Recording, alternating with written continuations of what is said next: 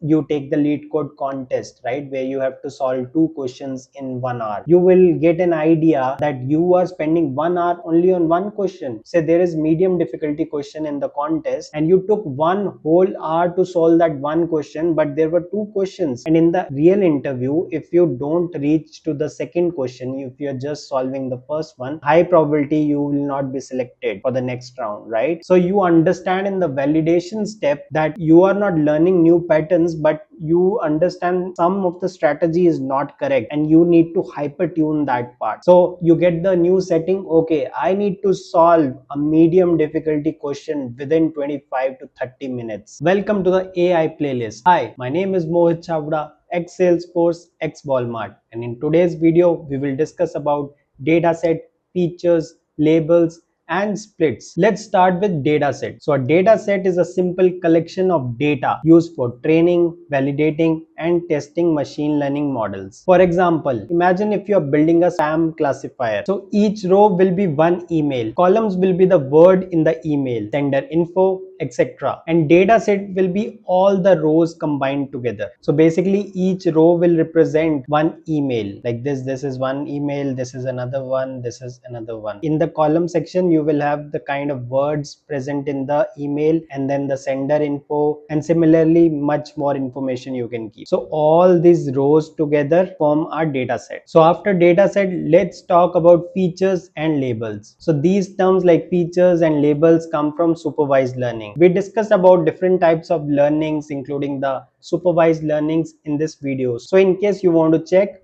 refer to this video. So basically features means the input variables, that is what model uses to make the predictions. For example, in case of spam detection, it would be email text, sender, subject, number of links. So everything that is given as an input. So all the inputs will be considered as features, whereas label means the target output we want to predict. So in case of spam detection, the output would be whether the email is spam or not spam. That's the output. That would be the label. So in short, if we say features is what we know, that is the input, and label is what we want to find out, that is the output. So sometimes some other terms are also used, like for features, predictors, independent variables, inputs. All of these basically refer to features, and for label it can be target, dependent variable, output. So basically the features refer to the input and label refers to the output. Now as we are talking about data, let's also check about the structure of data. It can be in the tabular form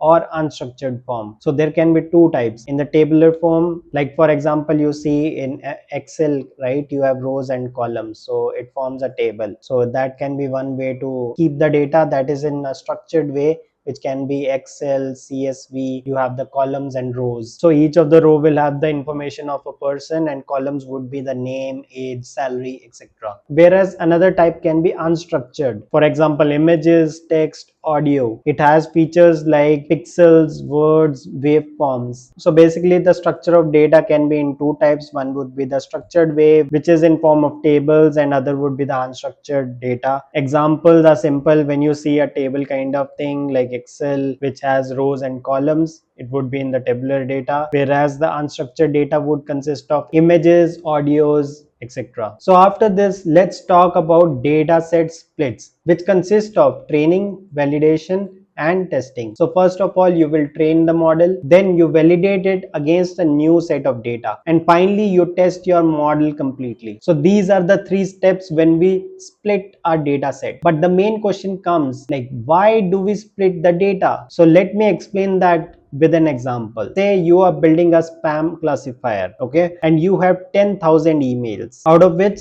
some would be spam and some are not spam. So if you train your model on all 10,000 emails and then check the accuracy on the same data, the model can just memorize the answers. It already knows the result of all the 10,000 emails. So it would simply tell you that because that's already in its memory. So you might get 100% accuracy, but it was only because it saw those emails already. But what happens when you give it new unseen emails? So apart from those 10,000 emails, if you give it some new data, then what happens? It might fail badly because it didn't really learn the general rules. So it just memorized all the email results earlier and then gave it to you. But when the new data comes, it fails on that part because that is not part of the memory. So this problem is called as overfitting, where you give the complete data as an input for training, and on that it will give you a very high accuracy.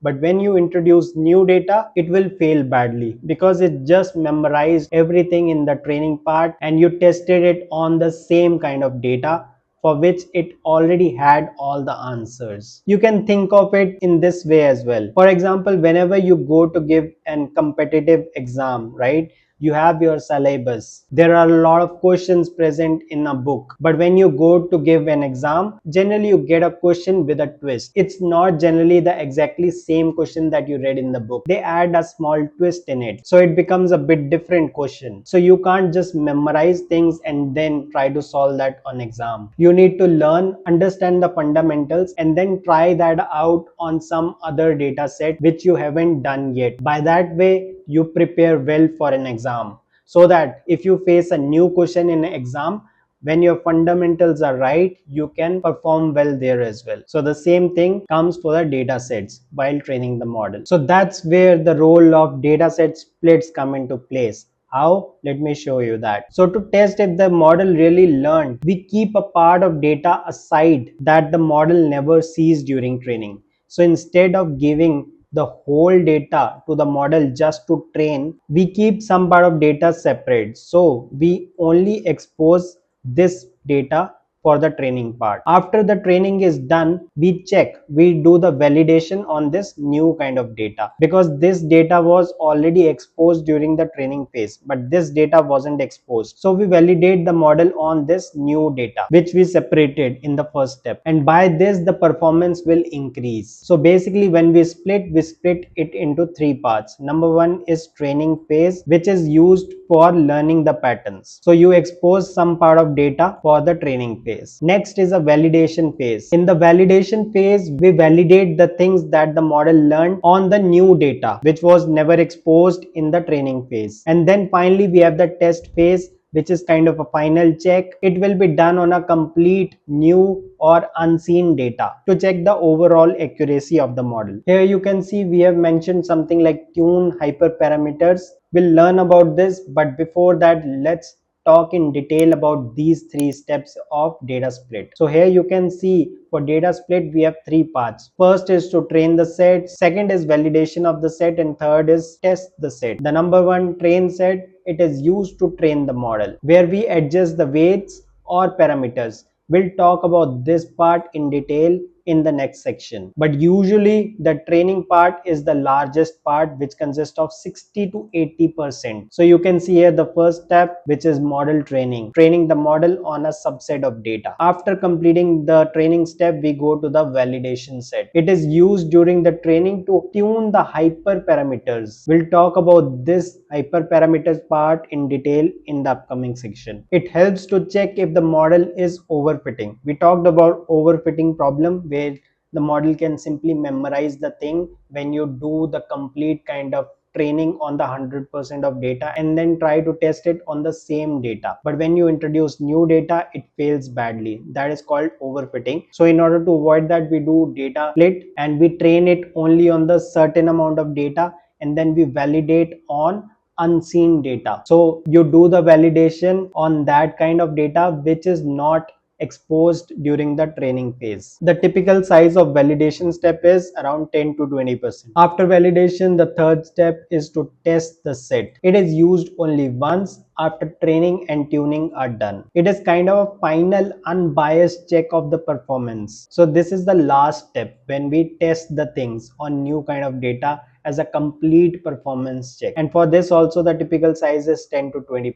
So these are the three steps: training the model, and then validation of the model on unseen data, and then finally that is assessing the model's effectiveness with completely unseen data. So these are the three steps which are part of data split. Now let's talk about these two things, like adjusting the weights parameters during the training part and tuning the hyperparameters in the validation part. What does this mean? Let's first talk about adjusting the weights or parameters. What does this mean? This is part of the training step, which is the first step. So basically you need to understand that that every model has some parameters or weights. That is the numbers that define how the model will work. So you need to give weight to some of the things, right? So there would be neural networks and everything will have some weight. For example, in a neural network, connections between each of the neurons will have a weight. And the training means the model looks at the data and correct the answers, the outputs, which we say as labels, right?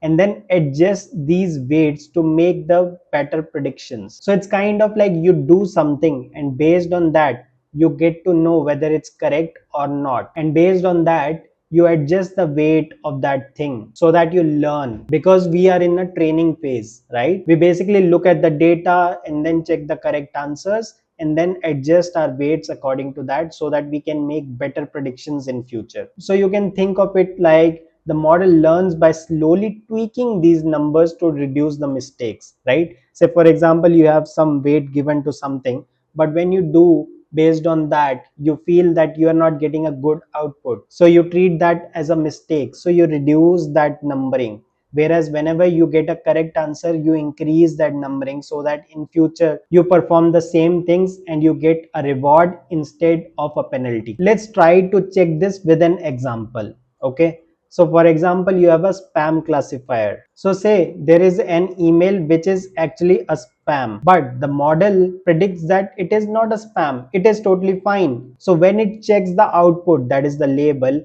it updates its weight. So next time it's more likely to predict spam when it sees the similar email. So when you're making a mistake, what you do is you update your parameters or weights so that your predictability, your efficiency, your accuracy increases, so that when the next time similar kind of thing appears, you don't repeat that mistake, you perform better. How do you perform better? By updating your parameters or weights that you have assigned. So this is part of training stage, which is our first step. So as we said, the adjusting part of weights and parameters is part of the training phase, which is the first phase. Now let's talk about tuning the hyperparameters, which is part of the step 2, that is the validation step. But what does this mean? So basically the hyperparameters are settings we choose before training. That is, the model doesn't learn them automatically. During the training phase, you were learning a few steps, right? And based on that, you were adjusting the weight, correct? Whatever weight was there, you were adjusting that based on whatever rewards or penalties you got. So it was based on the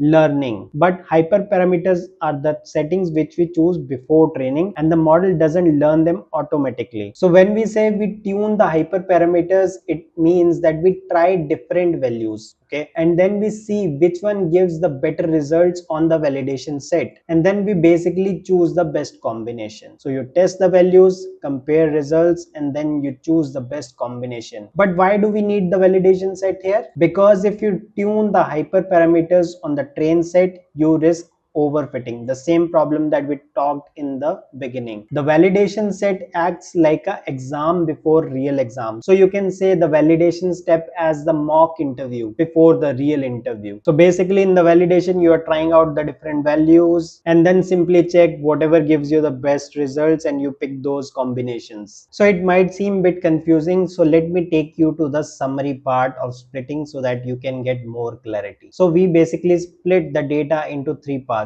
train, validation, and test. What is training used for? It is used to adjust the weights and the parameters. Why is it required? Basically the model learns the patterns. Say for example, you are doing lead code questions, right? You identify the patterns. Say for example, you have the sliding window, or you have the two pointers, or all such approaches. These are like you are learning the patterns. And then there is a validation part to tune your hyperparameters, where you find the best settings. And then finally is the testing phase, which is the final check to see if the model actually generalizes to the unseen data. Just to take an example, say you are studying for an exam, the study materials would be your train set. You learn from them, right? And then the practice test, which is kind of a mock interview or the mock exam, that is a part of validation step, where you can check how ready you are, adjust your study method, right? Say for example, while doing lead code, as we took the example here, in the training step you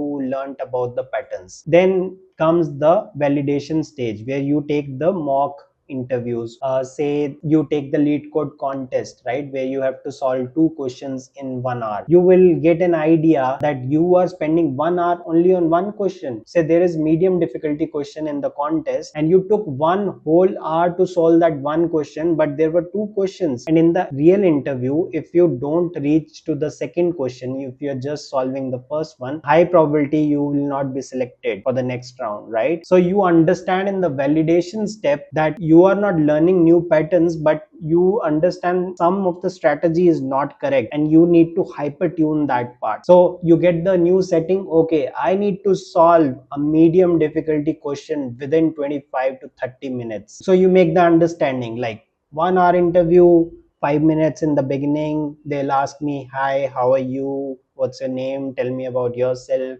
In the end, they will give me 5 minutes about like if you have any questions.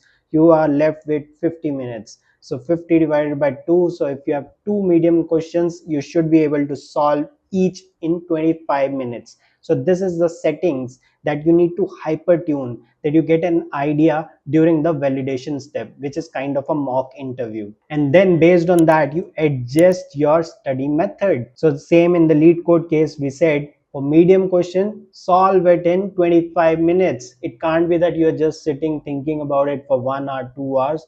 It is not going to work in the interview.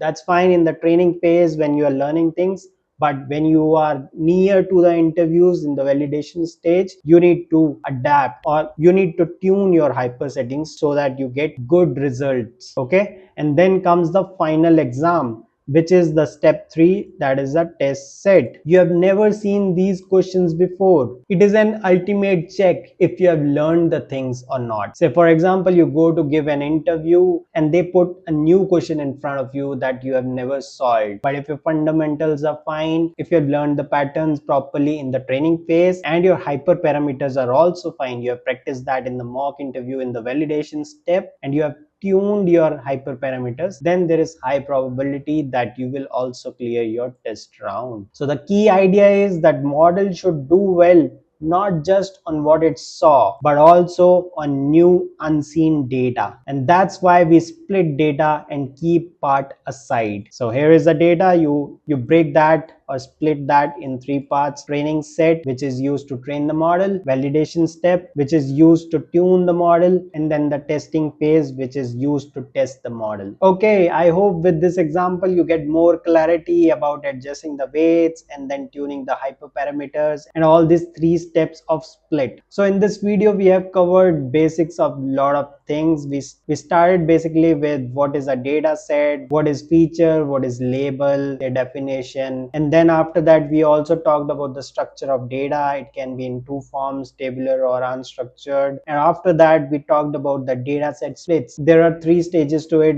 First is the training, and then validation, and the testing part. We discussed about all these 3 stages and we understood what consists in each of them. And then we also talked about 2 major things. First was the adjusting the weights in the parameters, which was part of the training phase. And then we also talked about tuning the hyperparameters, which is part of the validation step. And then we took the final summary and tried to understand this with an example. So I hope you got some clarity about it. In case you have any doubts, put that in the comment section. I'll try to help you out. If you found this video helpful, press the like button and share it with your friends so that all of us can become AI Pro. Alright then, this is Mohit Chabda signing off. Subscribe to the channel and thanks for watching.